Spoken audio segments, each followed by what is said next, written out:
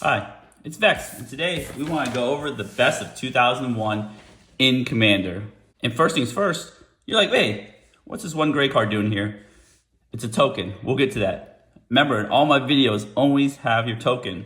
That's right. So let's go over the best cards of 2021. Almost forgot the year. In Commander. So these are the best cards they printed this year.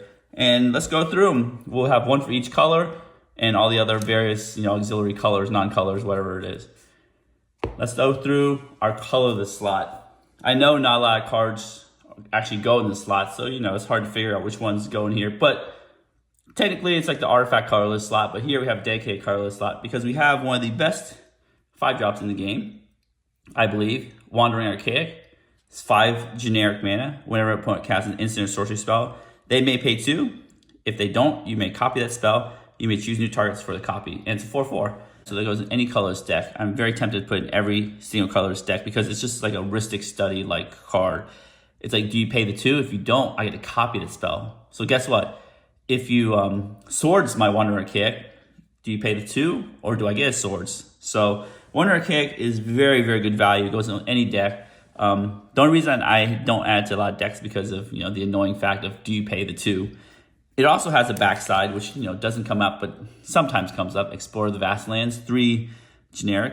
Each player looks at the top 5 cards of the library, reveals a land card and or instant or sorcery card from among them, then puts the cards they revealed this way into their hands and rest in the bottom of the library in a random order. Each player gains 3 life. So this one is in the case of emergency where you need a land, you're willing to let your opponents also try to get a land or instant sorcery.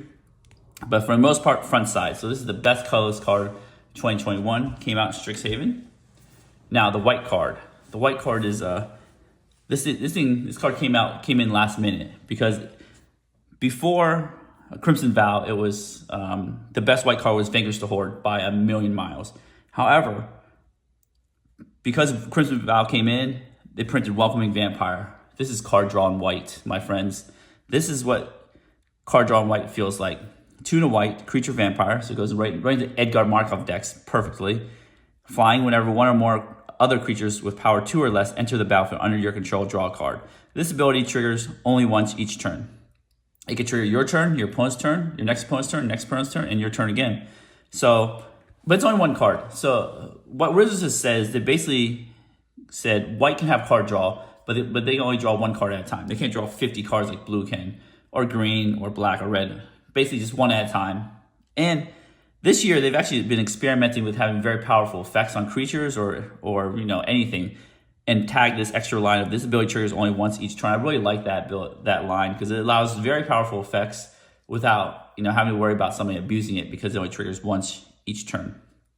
The reason this is above Vanquish the Horde is this white is the color of weenie, of weenie creatures, and this allows you to draw at least 1 card during your turn. If you play, creature with power 2 or less. It's kind of like Mentor of the Meek, but on steroids. However, if you have a way to put creatures onto the battlefield during your opponent's turn, you also get to draw 2. Like Legion's Landing, the flip Legion's Landing, which also goes in the Vampire deck as well. That would be very good, Welcoming Vampire. So we've only scratched the surface of this card here. Also, I like the very cheap mana value, the casting cost of this card. Comes down early, gives you value. Also helps as a removal magnet to keep your commander alive. So it just does a lot of things. This is very good value. That's why this is the best card, white card of 2021. Bam. Blue card here. Now, if you've noticed, the cards I've rated the best are basically utility cards.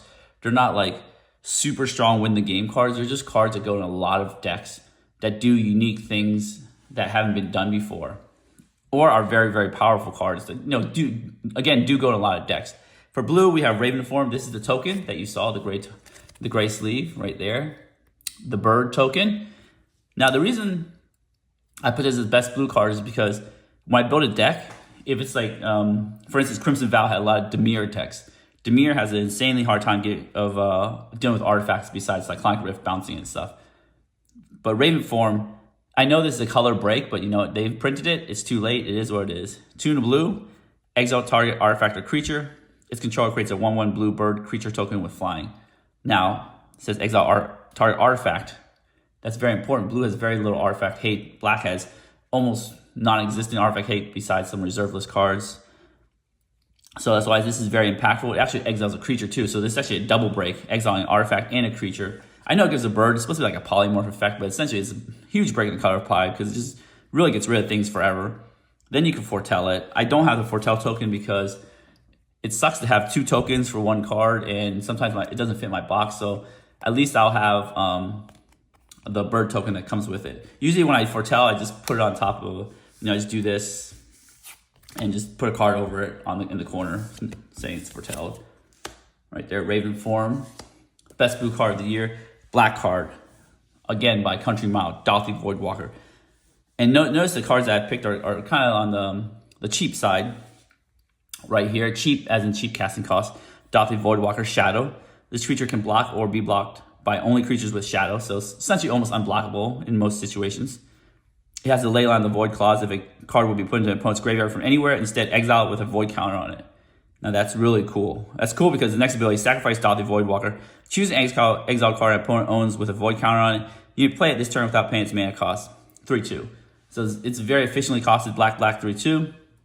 Now, good graveyard hate, right? It acts as graveyard hate when it's on the battlefield, and it also threatens right here. If it sits on the battlefield and maybe somebody's casted a Cultivate, it's like, oh, I want to Cultivate. I'll sack Dolphy Voidwalker for a Cultivate. Or if somebody casts like, a Ristic Study, and then it gets destroyed, goes to the graveyard, then goes to exile because of Dolphy Voidwalker. It's like, I want a Ristic Study. Stuff like that. So not to mention if you get Eldrazi, and you can get literally crazy stuff with this. And I've seen it happen. So this is extremely powerful black card here. A red card here. The best of 2021, Stormkiln Artist. Again, I consider this one of the best cards because I include it in so many decks. It does so many good things. And, there's obviously some infinite combos with this guy. 3 in a red, right here, Dwarf Shaman. Stormkiln Artist gets +1/+0 for each artifact you control. That's not really important. I mean, it is kind of important if you want to, get some power. The important part is Magecraft. Whenever you cast or copy an instant or sorcery spell, create a treasure token. Wow. That's insane. Because sometimes, like Burgie will give you a red mana. It sits there until the end of the turn, then disappears. Stormkiln Artist will essentially give you a treasure token. If you even do like a storm spell, because that's the word storm in it, gives you tons of treasure tokens because each copy gets a treasure token. They sit around, do artifact synergies, or, sit around save for next turn. So that's why this card is insane. It goes in so many decks here. Now green. Green is a card. This actually has a high CMC, high mana value card. Most of them are, like cheaper. Green is a card they should have never printed. This card is completely bonkers. If you ever played with it or played against it, you know how insane this card is. It's Old Gnawbone, 5 green, legendary creature dragon. Right? This it can even be your commander too, but it's better than 9/9. I don't know. Who knows? It's good as Command Zone. See, flying. Whenever a creature you control deals combat damage to a player, create that many treasure tokens. 7/7. The insane part is that you can just cast Old Gnawbone, have a, even a bird token or tons of creatures attack with them, trigger Old Gnawbone, and make tons of treasures and then, go ham. This card is insane. Kill it on the spot. I mean, it's very, very little things I can say about this card. It's insane. Next card here, our multicolored card of the century here, Ink Shield. 3 white, black, instant. Prevent all combat damage that would be dealt to you this turn. So it's like a fog. For each 1 damage prevented this way, create a 2/1 white, black, inkling creature token with flying. I forgot my token. I need to go get it. I'm back with the tokens. I know, look at me here. I'm preaching about having your tokens right here, and I totally forgot the tokens. But I do have the tokens. They're coming with me. Anyways, back to this. This is insane. You hold up 5 mana. Which, it is difficult to hold up 5 mana, but man, if somebody alpha strikes you, wow. Remember, this only prevents all combat damage that we've dealt to you. So if they alpha strike you and a friend, or an enemy, frenemy, who knows? It just prevents the damage dealt to you. Your frenemy will die. And then you get tons of 2/1s, right here, little tokens, and then the crackback is insane. This is the win of the game out of nowhere moment. Very strong. It also protects you from death, if necessary. If you've been blown out by Ink Shield, you know what I'm talking about. If you haven't, let's better hope you never get blown out by it. But you'll know when you have. All right, let's go to our artifact. I know we said we got a colorless here, but we also have an artifact that's really good here from Midnight Hunt. So this is from Commander 2021, Adventures Forgotten Realms, Strixhaven, Modern Horizons 2, Midnight Hunt came up, Moon Silver Key. Again, I love these utility cards. Moon Silver Key is a 2 generic, 1 tap, sack, search your library for an artifact card with a mana ability or a basic land card, reveal it, put it in your hand, then shuffle. Now what this does is essentially lets you search for, the usual case, Soul Ring, Pyromancer's Goggles, Thurin Dynamo, all the good stuff. And it's really cool because it lets you search for some utility artifacts. Now this doesn't need to go in every deck, right? The baseline is Soul Ring. You pay 3, search for a Soul Ring. It does go in those key artifact decks where you need, basically Phyrexian Tower and such, or big mana like Thurin Dynamo, or even Dreamstone Hedron, stuff like that. So it's really cool, adds insane utility. You can just still get a basic from it. So that's why I have it here as my artifact. And then the land slot is, of course, a 10-way tie between, we call these the slow lands, but these lands are insane Commander. Basically, they ATB tapped unless you control 2 or more other lands. So essentially, turn 3 and above, always untap. And before these were printed, the best lands that in these slots were the buddy lands, where you had a land of a basic land type and they come to play untapped. These are much better than buddy lands, I believe, is because it allows you to run more lands without basic land types. So these come into play tap turn 1, turn 2, turn 3, they come into play untapped, which is super good. The buddy lands always come into play tap turn 1. Turn 2, it's questionable. Turn 3 is questionable, but here, turn 3 plus, this is amazing. It's better than any tap land, any guild gate.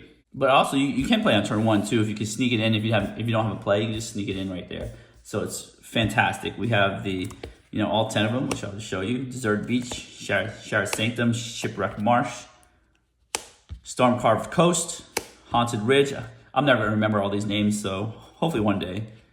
Deathcap Glade, Rockfall Vale, Sundown Pass, Overgrown Farmland, and Dreamroot Cascade. They do look pretty cool in the full art, right? I'm just gonna show the full art right here. They look gorgeous in full art. I love this one right here, Haunted Ridge. Except for it's not like as cool as Sundown Pass because it's got, this one has a sunset, but this one should have a sunset. Oh well. The Storm Carved Coast is cool with a little lightning here. Looks a little purplish, which kind of mixes the 2 colors together really well. This is really dark, Shipwrecked Marsh, Shattered Sanctum. Deserted Beach is really light. So I guess all the dark ones are really dark. Actually, this is pretty dark too. I thought this would be a little whiter. So we have the lands here. And then the best commander, I believe, of course this is very subjective, but I believe the best commander in 2021 is our friend Osgir the Reconstructor. 2 red-white, legendary creature, giant artificer, vigilance. 1, sacrifice an artifact. Target creature you control gets +2/+0 until end turn. Lets you sacrifice an artifact. X, tap, exile an artifact card with mana value X from your graveyard. Create 2 tokens that are a copy of the exiled card. Activate only as a sorcery, 4/4. So the reason I think this is the best is because Boros is usually equipment commander, attack commanders, small creature commanders. But Osgir just took Boros in a different direction. I know it's like Lore Hold or something, whatever it's called. I think it's Lore Hold. If I'm wrong, tell me. In a different direction. It's like artifact, graveyard. This also has some commander damage here because you can just sack artifacts to give it +2/+0 or whatever. So it's just really, really good, neat package. It's not too overpowered. It's powerful, but not overpowered like other ones. That's why I like Osgir so much. It's just a very great design. People love that Boros can go in a different direction than it's gone. And I hope they make designs like this in the future. Anyways, these are my best of 2021. Tell me what the best of 2021 is for you in the comments below. With that being said, don't forget to give this video a thumbs up, smash the subscribe button, hit the notification bell to be alerted for new videos. I have my TCG and Channel Fireball affiliate links in the description below if you want to help support the channel. And as always, have a wonderful New Year's and have a wonderful day.